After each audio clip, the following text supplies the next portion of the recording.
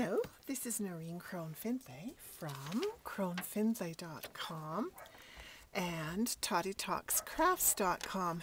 Cronefindlay.com is my website where you can go to cronefindlay.com and all my patterns and designs and books and PDFs and everything are there for you to order. And the toddytalkscrafts.com is my blog where I keep everybody updated on what I'm doing and links to all kinds of good things. So I designed more than a year ago, year and a half, almost 2 years ago, these darling little bears, Edward, hello Edward, and Anastasia. And every month, it used to be called Knitting Today, and now it's called Your Knitting Life. And every month there's a new Edward and Anastasia pattern. And a lot of times I will, when I'm working on the designs for them, I will design the piece to be knitted flat, but then part of it will need to be picked up, and I'll just in the pattern say pick up X number of stitches. And it struck me that not everybody, I have a way of picking up stitches that just is super fast and just great. But you know, not everybody necessarily has a slick and nifty way of picking up stitches. So I thought, why don't I do a little video showing how I pick up stitches, whether it's for like doll clothes or teddy bear clothes, like for Edward and Anastasia, or if I'm knitting socks, I use my crochet hooks to pick up the stitches. And then I treat the crochet hook as if it was a knitting needle for that first row. So I like to use crochet hooks that are, now this one's perfect because it doesn't have a thumb rest at all, so that's just wonderful. This one's okay because the thumb rest isn't particularly pronounced. This one, still okay. You know, the thumb rest is good. But the hooks that have big chunky handles on them, they're not going to work for you. So don't even think about it, my darlings. Don't do it. Okay, I'm going to show you now how I use the crochet hook to pick up stitches, and oh, it's just so neat. It's quick, it's easy. Yay, you'll love it. Now, what you need to do is you have the right side of the piece facing you, and the edge that you're going to be picking up along is going to be horizontal. You're going to join your yarn to the right hand corner where you're going to be picking up, starting at that point. You know, there are a lot of ways to pick up. And one way is to make a slip knot, put it on, and work through both the slip knot and the yarn at the same time. Another way that works quite well is to insert your crochet hook, pull, oops, I need to pull that just a little bit longer, pull up a loop by folding your hook, your yarn over your hook, and then pull through, the end goes through that loop, and pull it tight, and you're joined. So that's a good way to join. Now you're going to wrap your yarn over your left hand. I'm right-handed. If you're left-handed, you're going to reverse everything I've done, and you'll start at the left side, I would imagine, and work towards the right. But because I'm right-handed, we're going to work towards the, from the right across to the left. I think I could probably work with the larger end of this hook. Now, I need to pick up 20 stitches. So I look at the center point here and I go, okay, so I need to judge, you know, how many stitches I'm going to place where.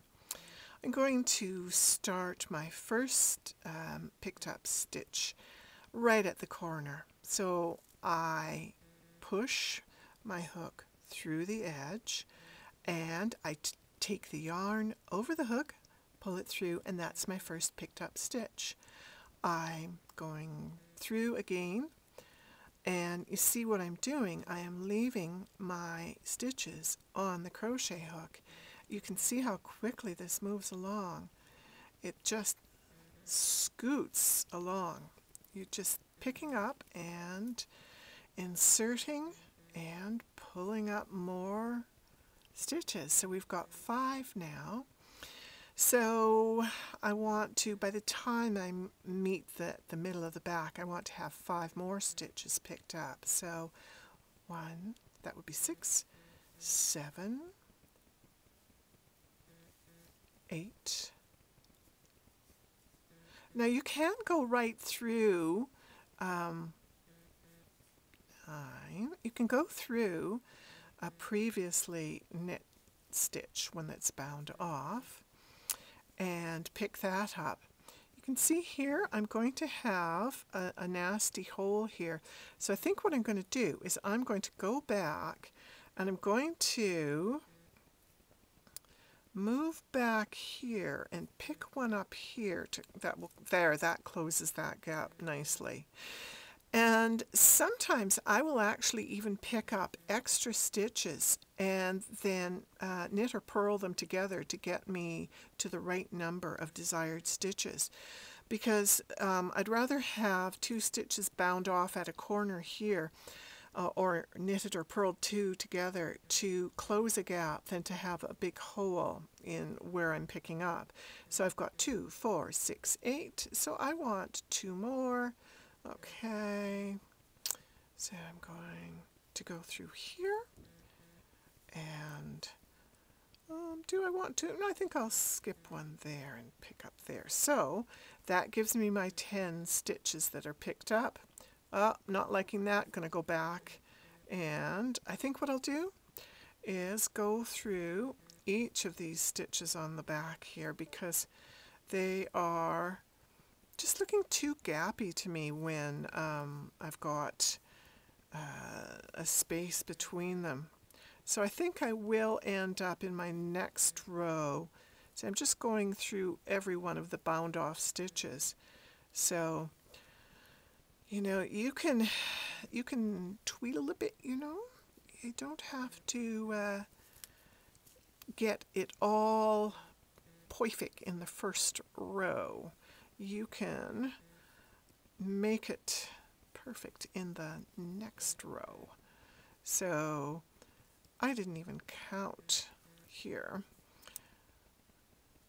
I'll count now and see. See, I have a pretty neatly picked up row here. And this row we count as a knitted row, and it's row 1. So I'm going to change my, there we go. So I have counted that as row 1. Now, what I'm going to do is turn around with the wrong side facing, and I will now be purling. Actually, no, this row, this section I'm going to do all knitting. I could purl this row and then it would just be a stockinette stitch, but I'm going to knit because this section of this little piece needs to be garter stitch or plain knitting. Now I need to see how many did I pick up and how many will I need to bind off to make that perfect. So 2, 4, 6, 8, 10, 12, 14, 16, 18, 21. So I've got 1 extra stitch. So what I'll do to balance that off, I'm going to now just pretend that my crochet hook was a knitting needle and just knit off. Sometimes the stitches will catch a bit, so I'll turn the hook away from me. And also sometimes I find that it helps if I knit through the back of the stitch, just because of the way when I pick up, if it looks like it's going to work better by knitting through the back, then I do. So when I get to the center, because I've got an extra stitch picked up, I am going to knit those two together. And because I'm knitting this row through the back, I will knit those two together through the back, and I now am down to my 20 stitches, which is what I wanted.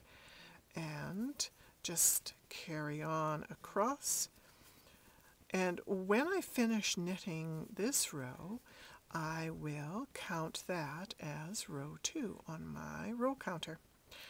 And then my row 3 will of course be knitted with the regular knitting needle.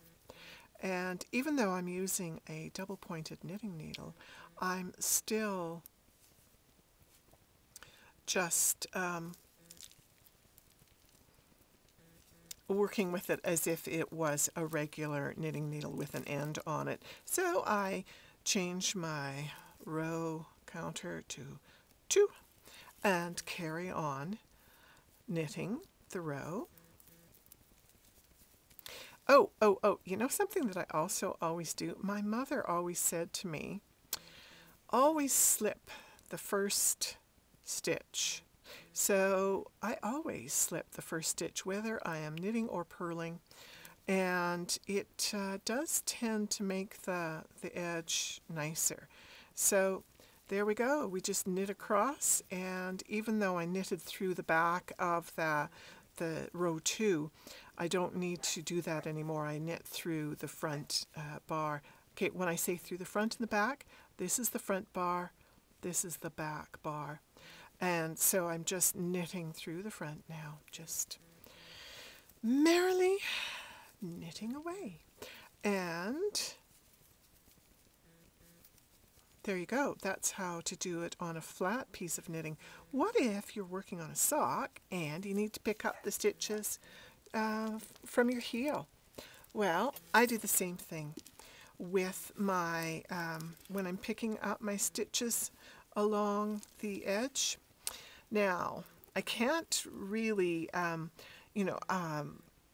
I'm working with the needle, I can't turn, I could turn around and knit back when I pick up with my crochet hook, but I don't want to. So what I'm going to do is I'm going to use 2 crochet hooks, and I'm going to leave it in the knitting until I get around to it in the second round around. So just like I did the last time, I've put my yarn over the left hand, and I want to pick up 18 stitches this time. So I'm going to look at how I'm going to have to do that. So I'm going to count along. Let's see, I have 1, 2, 3, 4, 5, 6, 7, 8, 9, 10, 11. Okay, so I'm going to have to do a bit of fudging. I'm not going to be able to pick them all up from just one stitch at a time. I'm going to have to go through the front and back bars of some of the stitches. So I am sneaking into both the front and the back of the stitch. And of course, normally I wouldn't be chatting away the way I am right now. I would be counting pretty carefully. So let's stop while I do that. So 1, 2, 3, 4, 5, 6, 7, 8, 9. And this will be 10.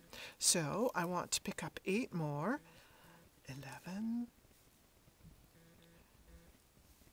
12, 13, 14, 15, 16, 17, and I'm sneaking another one in there. There's my 18 stitches there. So I grab a needle, and I'm going to put my yarn over my right hand. I'm going to knit across the front of the sock, and then the crochet hook is going to stay there. I'll pick up and use another crochet hook for picking up the second side.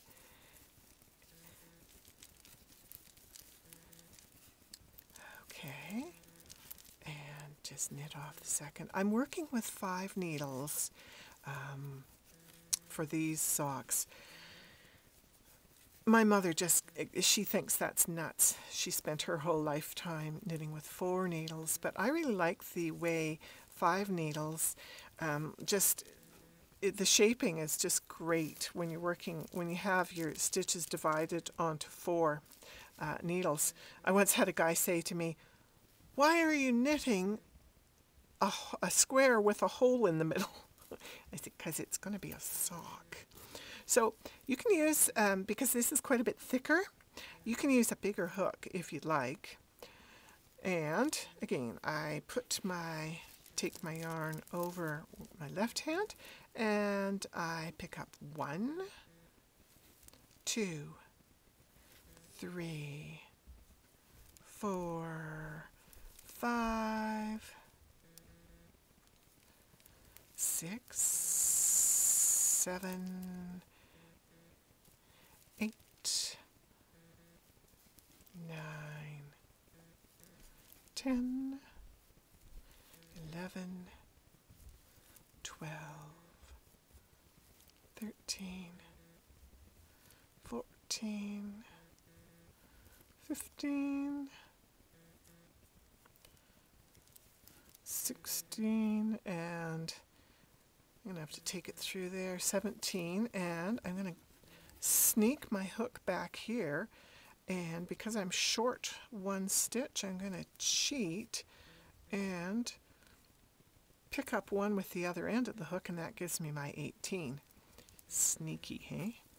Okay, now I'm going to throw my yarn back to my right hand and knit off the heel stitches. And of course what I'll do is I will be now shifting back to working with just knitting needles because I'm going to knit those stitches off the hook. So here we go. 2. Ooh, that was a bit splitty. 3, 4, 5, 6, 7. I just pulled the yarn right out. 7, got distracted. 8. Yeah, this yarn's very splitty, so it's not the best demo yarn. Well, actually, maybe that is good, because that shows you how to carry on in spite of having splitty bits. Oh, you are just being sneaky here, you nasty little bit of yarn. Here we go. Okay. So I kind of, while I'm knitting the stitch with the knitting needle, I'm kind of working the crochet hook out of the stitch so that it doesn't catch as much as possible.